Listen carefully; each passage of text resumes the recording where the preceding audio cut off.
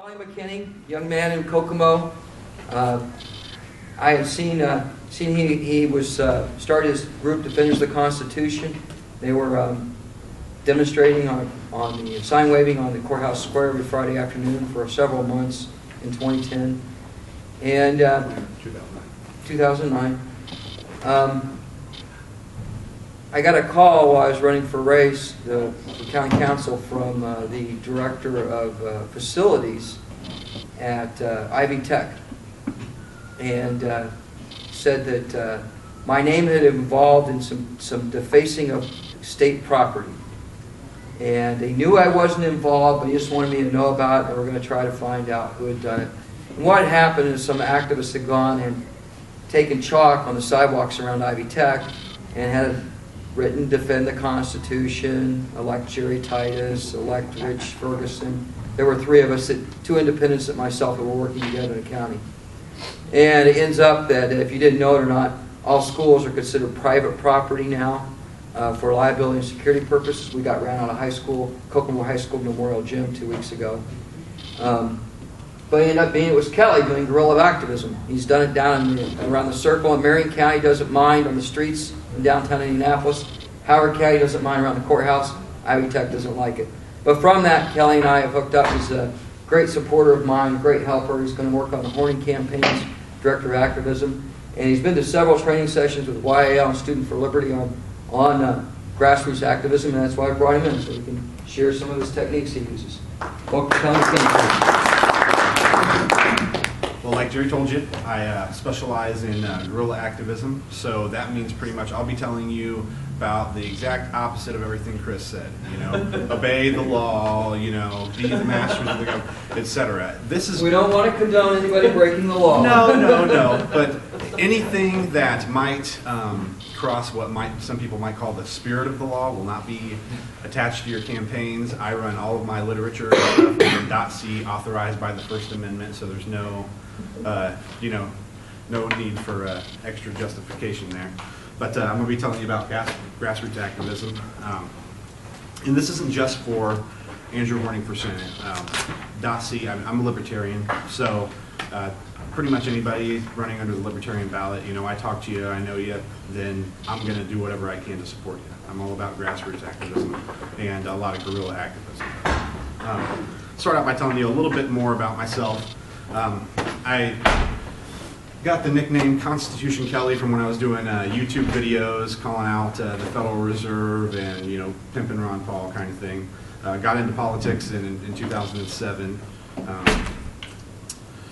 Got behind Ron Paul for the 2008 campaign. Took my public stand for freedom with a protest that Jerry was telling you about. We can skip through some of this stuff because he already told you. Defenders of the Constitution, trained to lead a grassroots movement by Leadership Institute, also Campaign for Liberty and Students for Liberty have given me some materials. And some of my qualifications, I've made videos in the past, designed literature, I have a lot of PC experience, I've done newsletters, I've called into call-in shows, organized rally, and like I said, lots of guerrilla activism. So why I'm here is to show you what I've got planned for not only the anti-horning campaign, but to show you what I've got. One of the first things that we do, it's pretty basic, okay, is going to be tabling. Where do you do this? You do it at events. Events include gun shows, fairs, concerts, etc., and college campuses. It takes 1 to 2 team members, and it requires some equipment, table, a backdrop, pins, sign-up sheets, candy, gimmicks, literature, etc. You're going to want to make sure, if you're doing it at a college campus, for instance, you're going to want to make sure you bring your own table, because they might say they're going to supply a table for you, but you don't want to be the guy standing around with literature and boxes not having a table. So just always bring a table, no matter what. And the tools / gimmicks. Now, the picture you see down here at the bottom, that's my friend Jeff. I was filming at the time, and he's doing Operation Politically Homeless, which is the world's smallest political quiz. He's giving it to this guy. And some of the gimmicks that we use at our tables, because the key is recruiting people at a table. And you want to get them to come to your table. Just being there at the fair isn't enough. You see the Republicans, they have theirs. They're like, here's some candy. They're all sitting behind the tables not doing anything. They're not enthusiastic about anything. It's just a bunch of bullet points. But at ours, for instance, we had a giant U.S. Constitution, a magnifying glass, and a free iPad 2 to anyone who could find the words marriage, abortion, democracy. If you could find that in the Constitution, you could get an iPad 2. It's pretty much a gimmick to get them to come to the table thinking they can win something, when really all they're doing is educating themselves on the Constitution. Another thing we do is the Operation Politically Homeless, which we had, which was the world's smallest political quiz. And before I've had a video, when we did the rally at the park, at the table, I just had the Obama deception playing, you know, just something to get people coming over there and standing and looking around kind of thing. And like I said, the purpose is recruiting.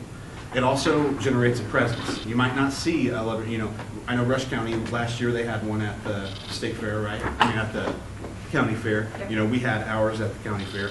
You see the Republicans and Democrats, they have presence. People know they're there. Well, you know, I hear people all the time, what's the Libertarian Party? What are Libertarians all about? They don't hear about us, and it's because we don't have presence in the community. This generates that, whether it's gun shows, even small concerts. I had the best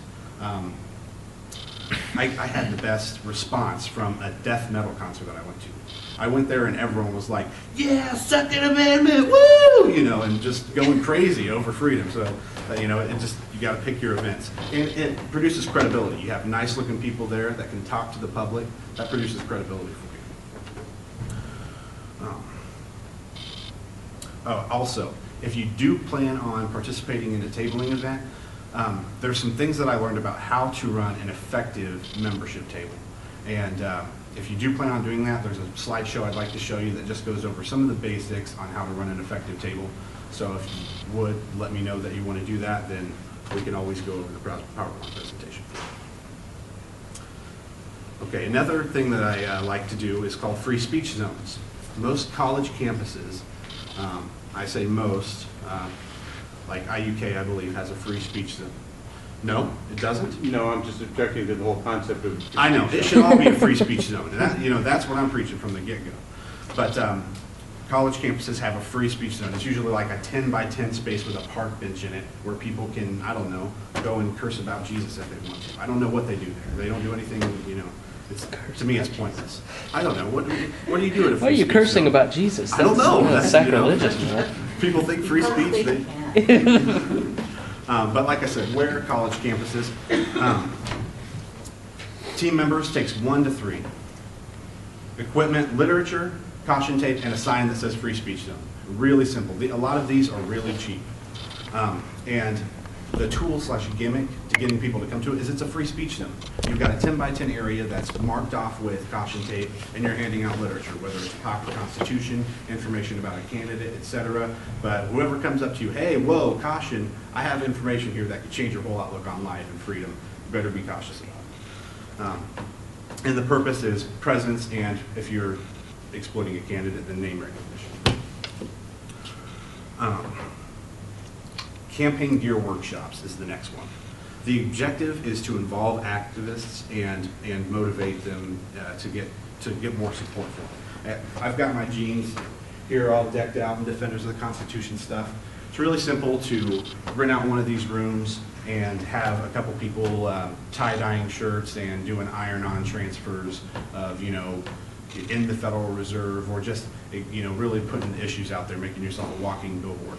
It's fun, and if you're doing it for a candidate, then what you want to do is have the candidate there to meet them. That really rallies the supporters when they get to meet the candidate, a meet and greet thing, and it just gets everybody really fired up.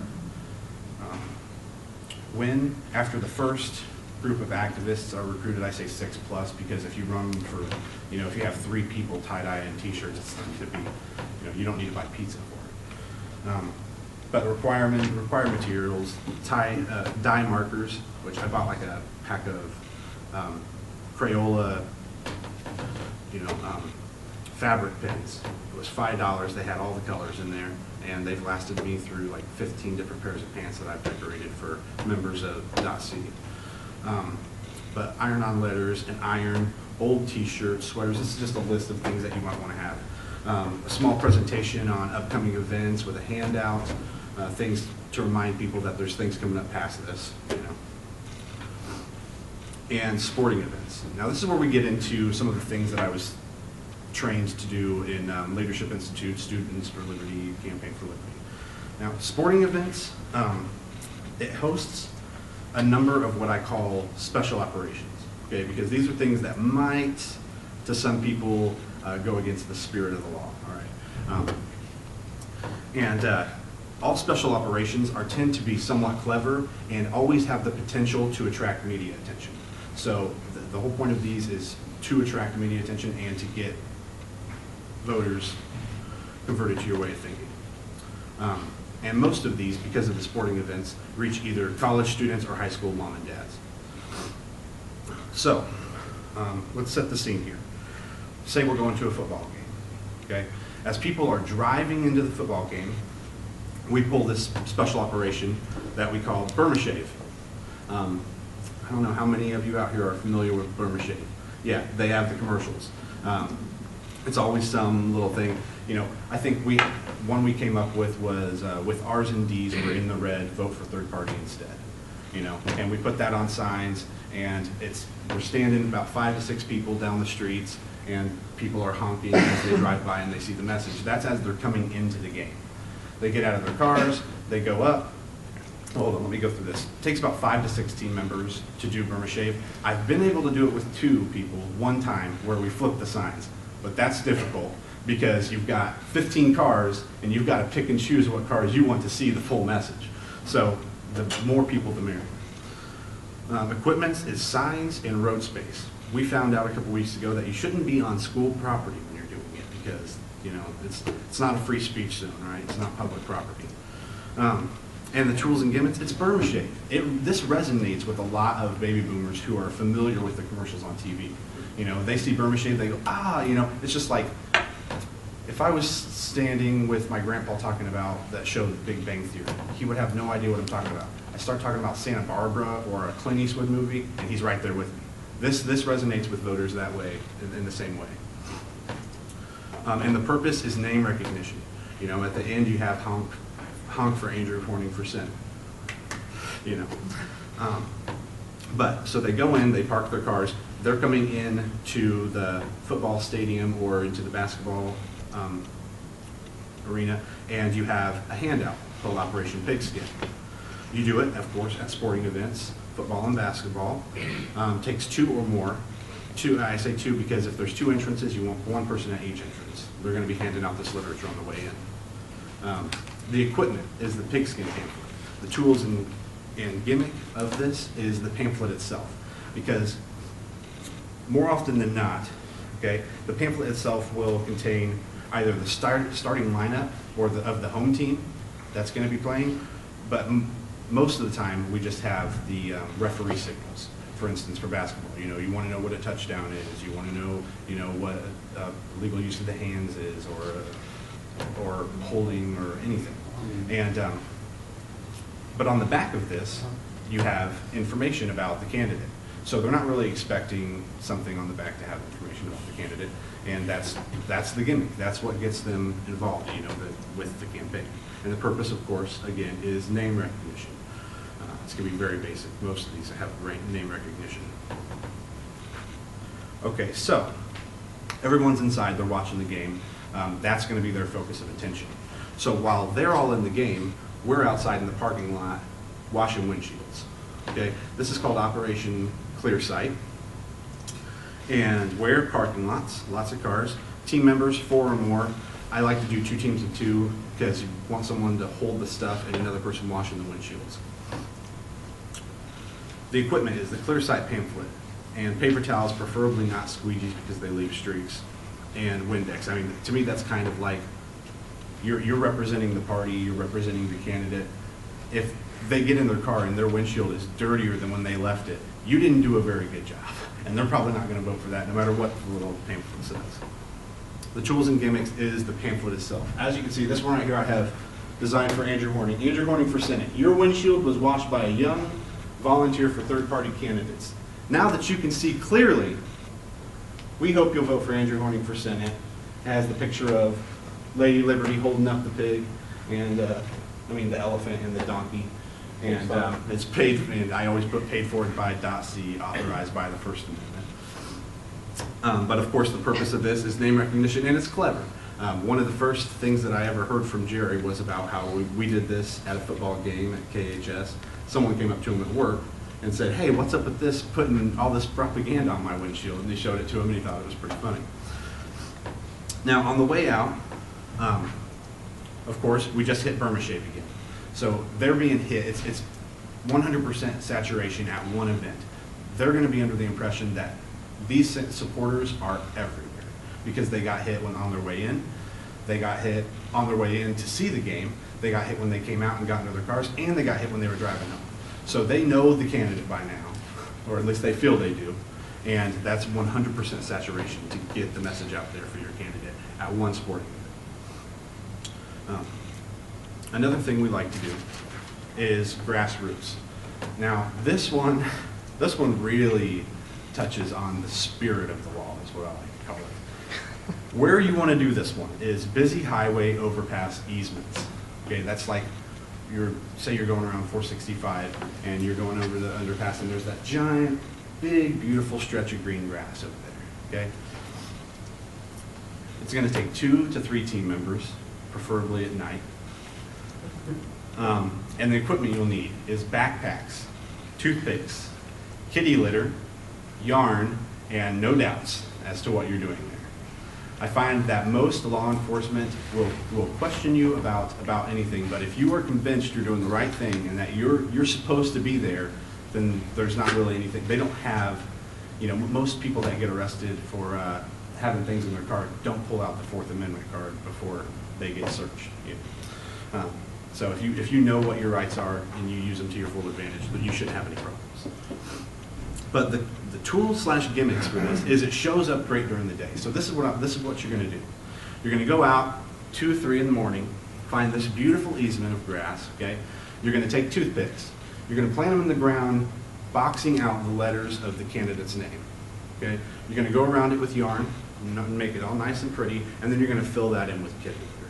Very simply, fill that in with kitty litter. For the next 2 to 3 months, his name or her name is going to show up really bright where that dead grass is, real big to thousands of people that go down 465 or whatever highway you can think of. And they're going to see Horning for Senate or Sink Burris for Senate or whatever candidate it is. But that's name recognition, that's free press right there. It's $3 for a 20-pound bag of kitty litter. Just please don't tell the candidate you did it.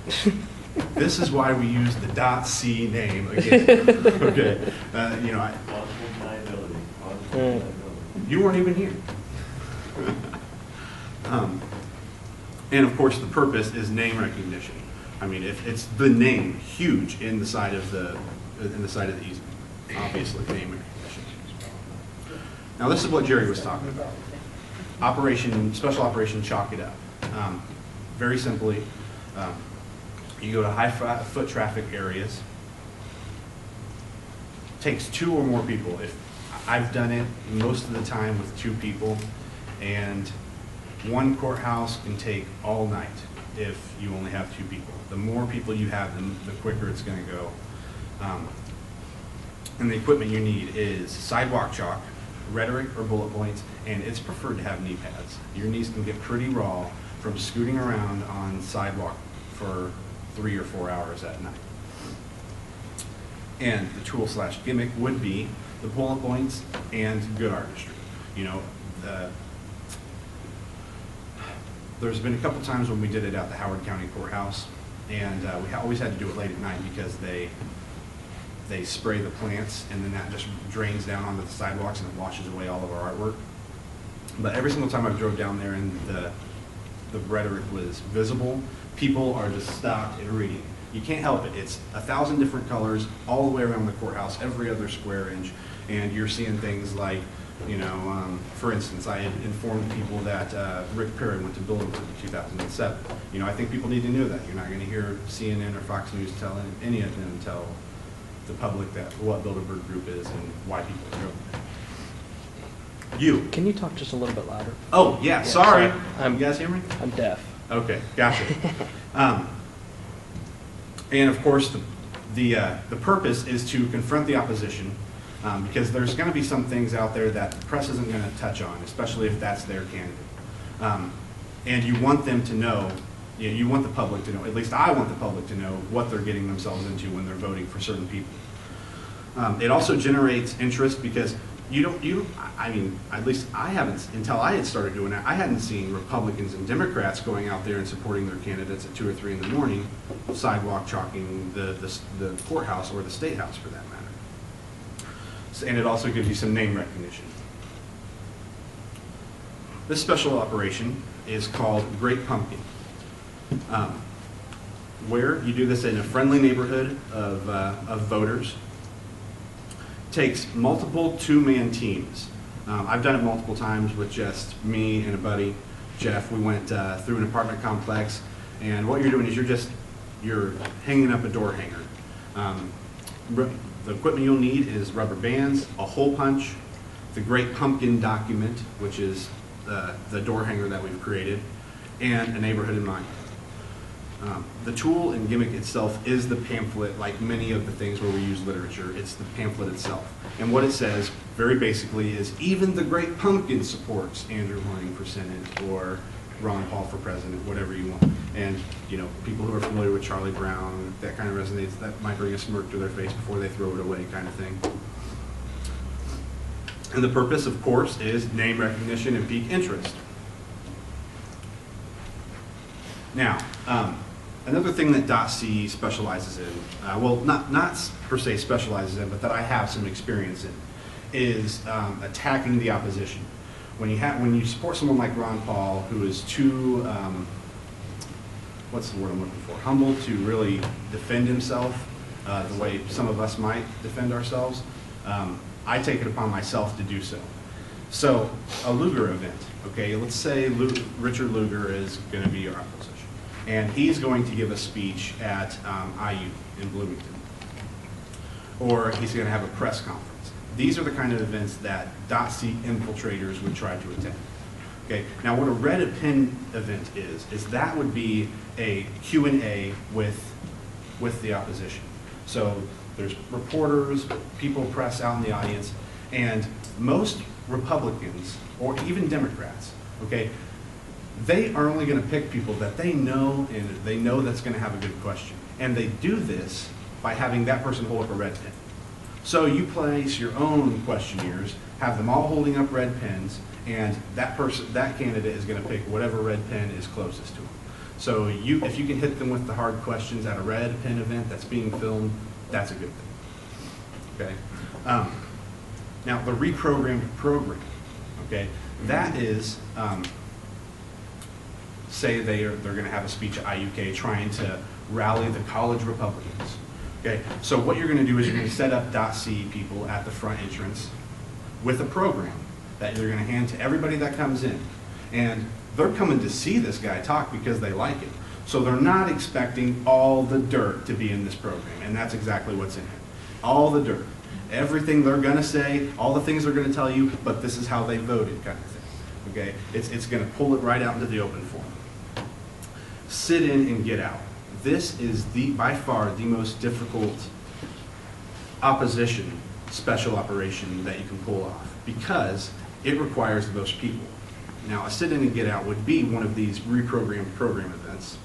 You would have multiple people from your organization sitting in the front row, and then multiple people spread all the way throughout. You don't want to have anyone in the same row or within 5 seats of one another. And you all pick a point where he's going to say something you don't like, and slowly but surely you all get up and walk out. This is supposed to generate a bandwagon mentality where people go, you're right, he just said something I don't like, and they all start getting up. Now, it's hopeful, but if it happens, that's big press, or at least it should be, right? And video challenges. I've tried to put an example of what I call a video challenge in here. This one is for Mr. Mitt Romney.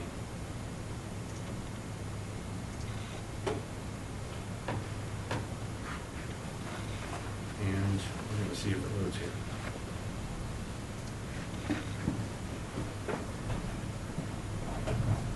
Well, if not, I'll bring it up.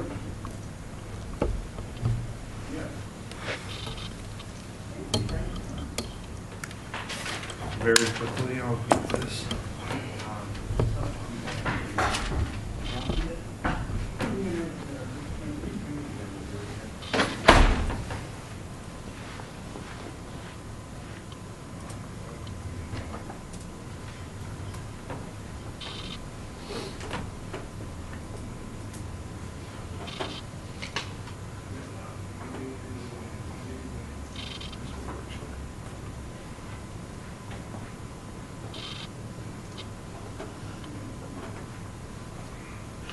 I'm not sure how well you'll be able to hear it.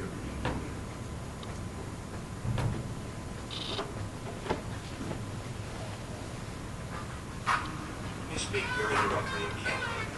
Ah.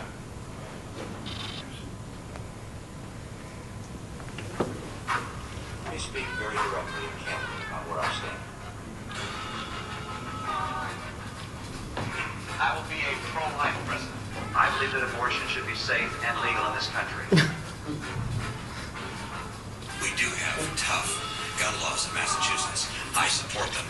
I won't chip away at I them. was governor. I worked closely with the NRA and the Gun Owners Action Group to advance legislation that expanded the rights of gun owners in my state. When the federal government expands, Oh. Okay, it's just taking a second. Sorry about that, guys. at a rate it's expanding. Buy car companies, bail out banks. We have every good reason to be alarmed and to speak our mind. We didn't waste a lot of money right then. That was an investment made to try and keep a collapsed market. Former president. Former pres. A liberal, a conservative, and a libertarian walk into a bar. Higher financial They say, "Hi, Nick." No, I like mandates. The mandates work. You made a mandate. Your pardon? Let me.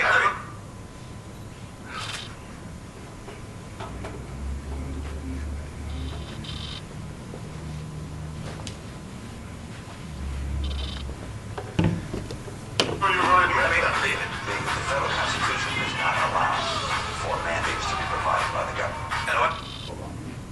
Just let it load all the rest of the way so that we're not watching 5 seconds at a time.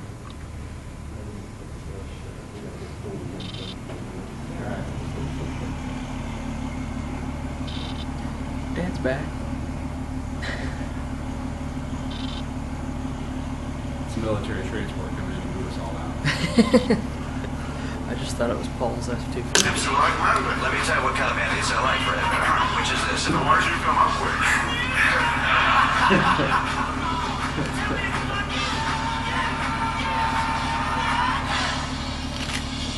I can probably have your support again as I campaign for president.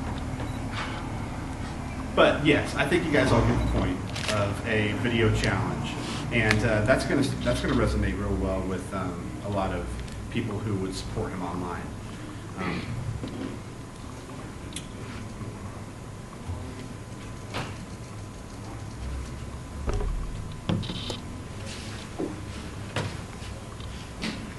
didn't plan on this not working. I'm not a Boy Scout.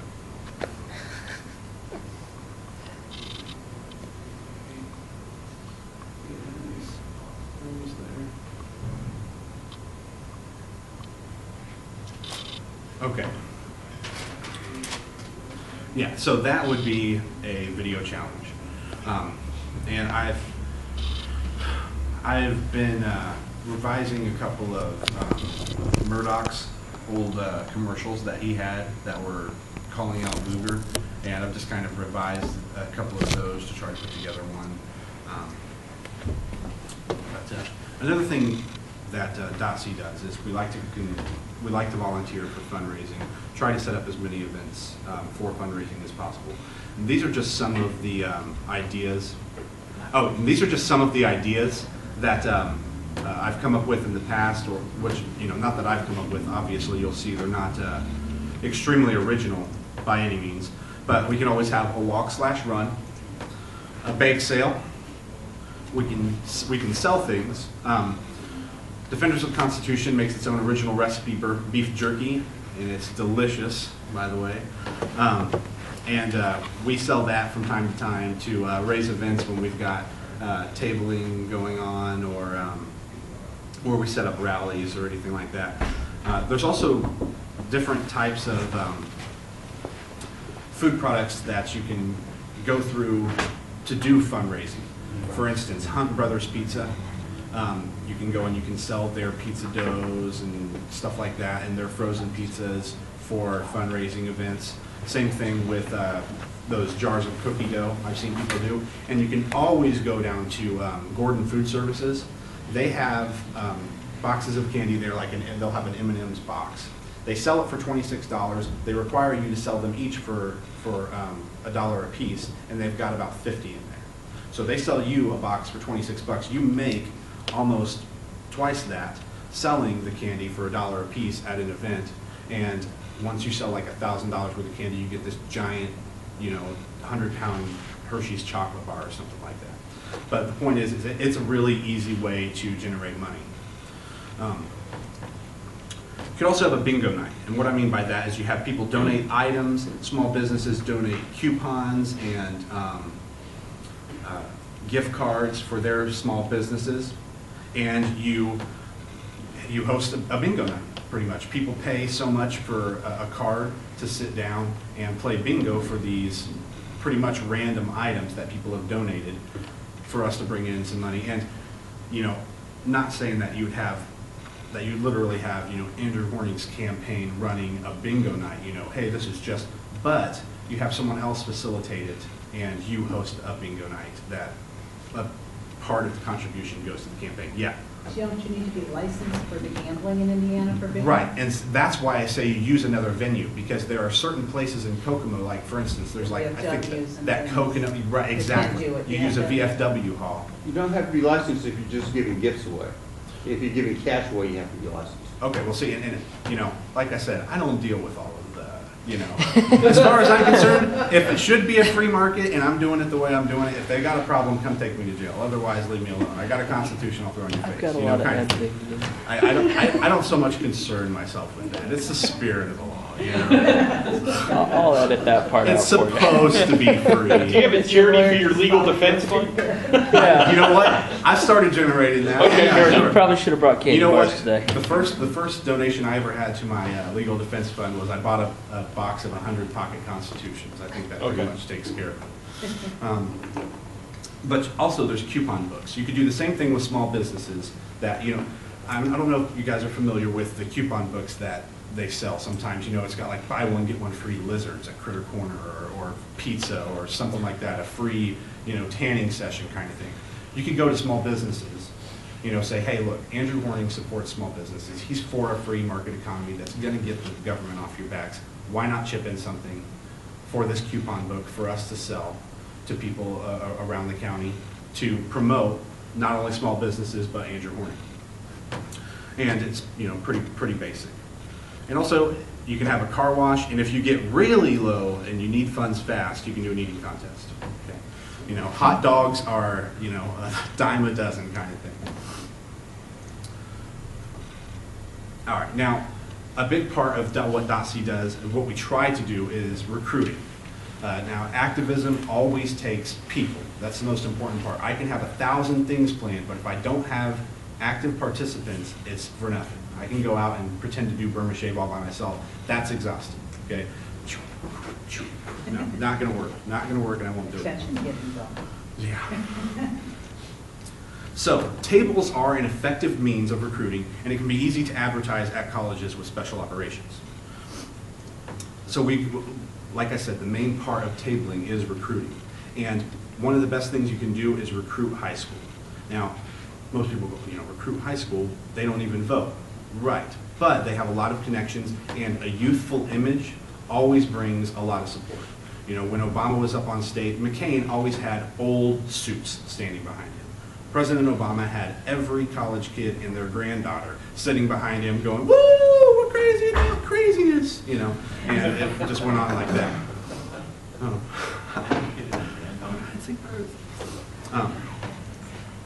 Now, you got to realize there are some differences between the free time we might have and a high schooler. I'm going to go over those briefly. High schoolers, they have a lot less control of their time, mainly because they don't have a car, which also plays into less mobility. and less economic dependence.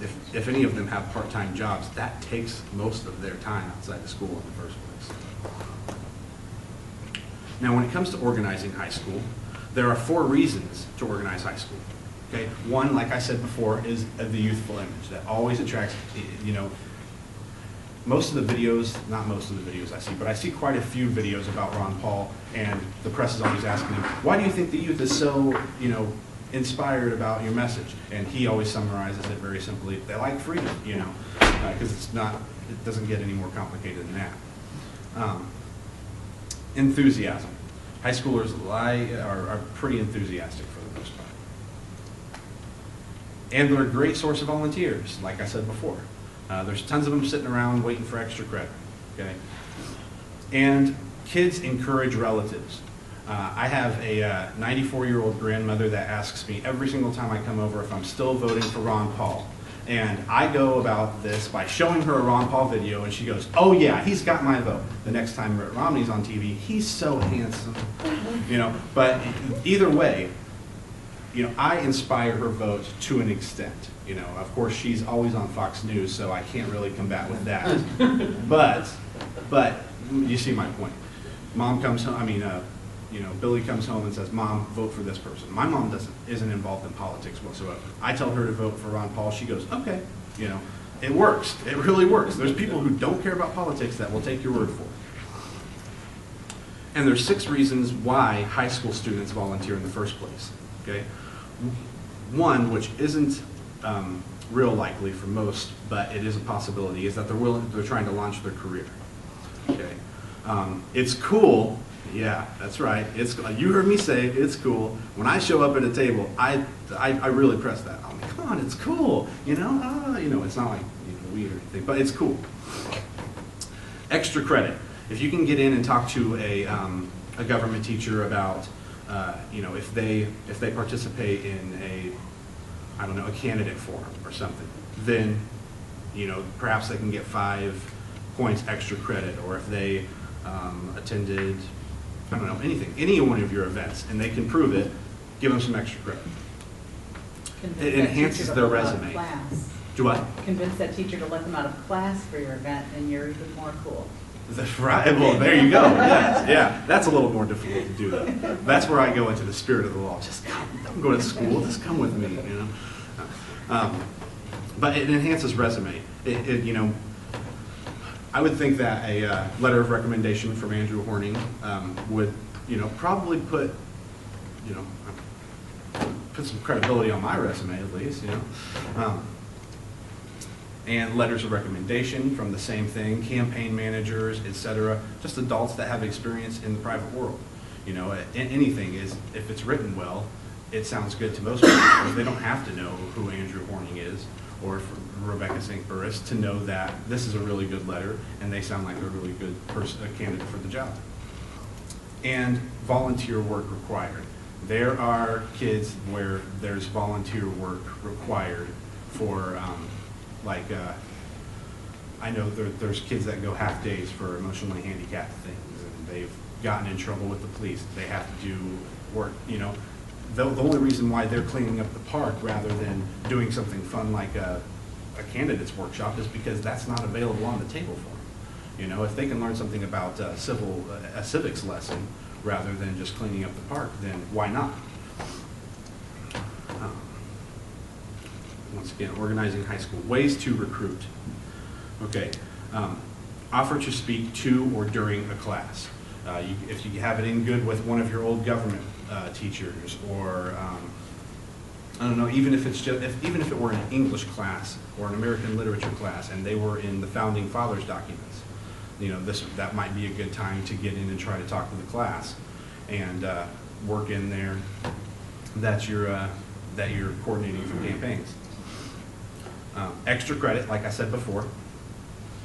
Make follow-up phone calls. If you send a letter asking if you can come to the school, call them, because they get thousands of letters a day. That's sitting on their desk, and unless someone tells them to look, you know, to file it or to take it through the process, they might not. You know, not to say that they're not doing their job, but they've got a lot to do. and speak to students. Emphasize how fun it is. Like the campaign gear workshop, those are fun. You have pizza, you sit around, you listen to music, you draw all over your clothes. What can be more fun? Okay, and pass around a sign-up sheet while you're talking to the class, so people can go ahead and start signing up. And set up tables at school/events. At college campuses, you want to do it in the early morning, usually in between classes. For instance, Ivy Tech has classes that go from 11:20 to 2:10, and then one again that starts from 2:40 to 5:30. So in between 2 and 3 would be a perfect time to set up a recruiting table for an hour in the foyer, so that you can get people that are coming into classes, asking them if they want to volunteer.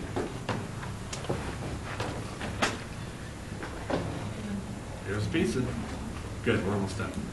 All right, and there's a few important things about caring for volunteers. Now, seeing as how I coordinate a lot of the events, this will be something for me to keep in mind, but also for you to keep in mind. If you're volunteering, okay, this is how you should be treated. Keep me accountable. I don't mind. 10 tips about volunteers. Know your volunteers. Know their goals and motivations for why they want to be there. Because if they're there for extra credit and they don't care about freedom, then you don't want them speaking to everybody about freedom, because they don't care about that. You might want them licking stamps or something. I mean, you know, just whatever. Just and don't waste their time. They're volunteering their time. Have something for them to do. And be useful to volunteers. If they ask you a question, give them an answer. Not just any BS, but, you know, try to have an answer. Be prepared, you know, like Chris. And recognize their turf. If this person likes to take a lot of pictures, set them up as the person who takes pictures at events. You're in charge of pictures. You're going to coordinate all of the pictures for the newsletter. You're going to coordinate the pictures for the website. And follow up gracefully. Hey, have you done that canvassing yet? No, you don't go about it that way. You know, call them up. Hey, where are you at in the project, etc. You be graceful about it. They are volunteering their time. And mix politics with fun. Like I said, order a pizza while you're writing all over your clothes, kind of thing. And make them part of the team. Don't be stingy with labels, okay? You know, make them feel like they're part of it. They need to have some ownership over what they're doing. So, like I said, it's saying you are in charge of the pictures for the newsletter. You know, that gives them some ownership. And be a cheerful leader. Okay? You don't want to be Eeyore when you're talking to candidates. And reward volunteers. It's as simple as, for instance, I got my mom to come to my tabling class. And afterwards, I just printed out a certificate on my computer and signed it and sent it to her in the mail. And she hung it on her wall. It says certified tabler for Defenders of the Constitution. Now her friends give her a lot of jokes about that. I thought you were just a waitress. Now you're a tabler, you know, kind of thing. But she gets it, and that's the important thing. And like I said, don't be stingy with titles. Now the most important part, well, one of the most important parts that comes just a little later in the campaign is canvassing. It's what I have the least experience in doing, but I have been trained to do it, okay? And I'm familiar with the process. Now over here we've got a canvassing form. You can't see it, but it's pretty much just, you can make it with basic Excel. It's just a checklist. You are trying to very quickly get people's opinions so that you can target voters.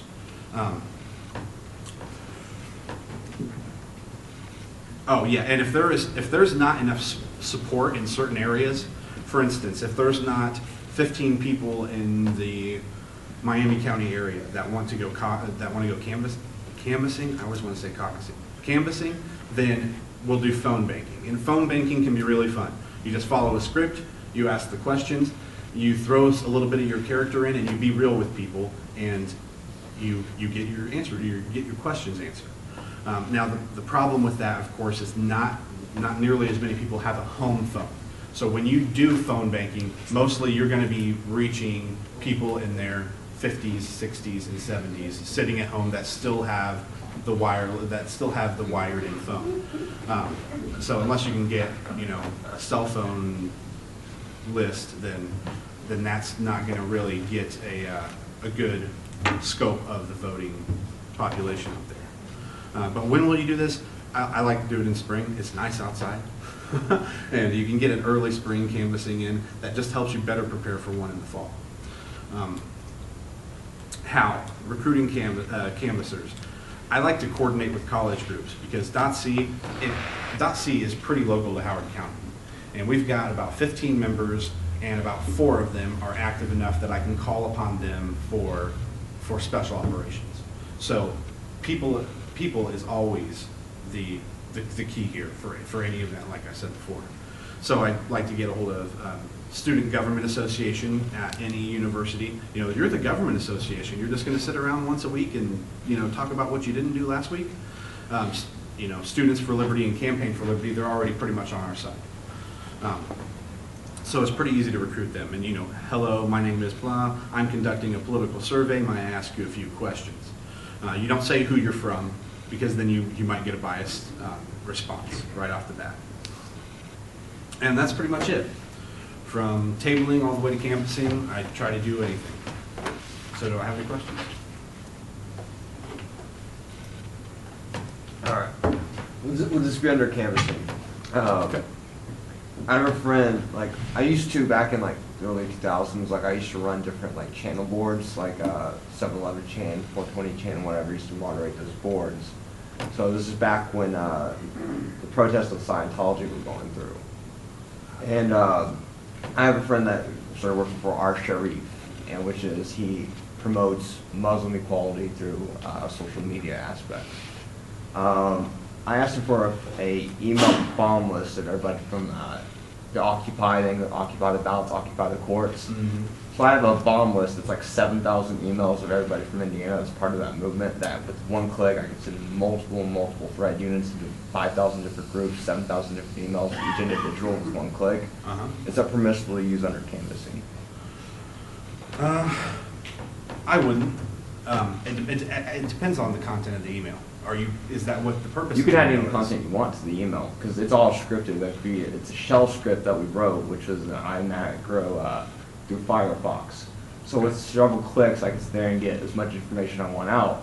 The question with it is how these emails were obtained were mostly through hacktivist efforts, which is email farming, email gathering through different methods of It'd hacktivism. probably fall under anti-spamming laws, so you probably couldn't use it. Right, precisely. Yes, yeah, right. So Yeah, I wouldn't. email bombing's kind of like, That's something I might do under DOSI if there was an important issue that I wanted people to know about, and that's something I would use for opposition, to do something against the opposition. If I wanted people to know, hey, this guy voted for NDAA, you know, tan his hide, then that's what I use email bomb for. I wouldn't use it for canvassing. yeah, Because you're turning people off. If you become like a telemarketer to those people instead of someone who came up to the door and asked politely for an opinion. I think the key point to canvassing is the one-on-one personal relationship you develop with the people you're talking to. Right, I mean, absolutely. and you can't get that from sending out junk emails or, Right. or postcards or whatever. Yep. Walking door to door and talking to people or seeing them at tables or events or whatever is the key thing to one individual asking that individual for their vote. Right. And in my instructions on canvassing that I would give to volunteers is different than something from someone who knows the candidate, knows how the campaign's being run, and is really involved with it. Because a volunteer might not, and most likely will not know all the issues and cannot talk to that person about it. So that's why the canvassing sheet that I've shown you is very broad. It's a checklist. They either get a check, yes, they vote for this person, no, they wouldn't, yes, they agree with this issue, no, they aren't, no, they don't. You're voted or you're not voted, and you want to have voter registration forms with you. my issue with the question was, since Occupy members tend to be very social media-esque, and what they do is everything's done by like a tweet or by a signal flag, and Right. any type of information that's like, hey, protest here at 6 o'clock, boom, boom, boom, boom. Right. It's a huge list of people is what these lists are. Yeah. So let's say like there's an Occupy the ballot thing, like what they're trying to do right now is make like a referendum initiative for the Indiana Constitution. If you hit up on a key where it says, protest downtown Marion County, 7 o'clock for Occupy the ballot, they'll be there with a drop of a hat if you get those emails. That's their whole point, which is they're very aggressive, very, I'm going to be out there at the drop of a hat type of moment. Yeah. So, considering that case, even if it is kind of like a telemarketing issue, if you look at it as more of a, you're looking at a youth organization that is very active and sitting there, like, they have no problem camping out in someone's yard for like weeks, months at the end. You have no problem going to jail. Right. They have no problem, you're going to tear gas me sort of situation. So they're very dedicated to any type of information you string out there to a flyer hit. So would it be okay to use that type of youth generation through different hardcore groups, different DIY? I could see why that would, I could see how that could be justified, but first, before anything, before sending email bombs, I would get a hold of the leadership that posts the protest information and ask them to do it for you. Because them doing it under their name and you doing it under your name, someone who might not be involved in the movement, is completely different. If you've got leadership passing down, hey, I've been talking to this guy, he's got a lot of good information, here's a canvassing form or something that you need to fill out. That's a lot different than you just, to them, you've stolen their email and spammed them. You know what I mean? Regardless of, if I got a bunch of spams from someone I didn't know, Well, I might open I didn't it, still. I might not. I got it offhand, but I know. I've used programs that you put in. I want to I want to find people that have 420 at the end of their email, and boom, the whole list of them comes off. It just pulls them off of MSNBC and all these other different sites, and I want to send it out to them, kind of thing. I've used those programs before, and I never really got a good response. Yeah. I know. I think the rule of thumb, you have to keep in mind, politics is the people business.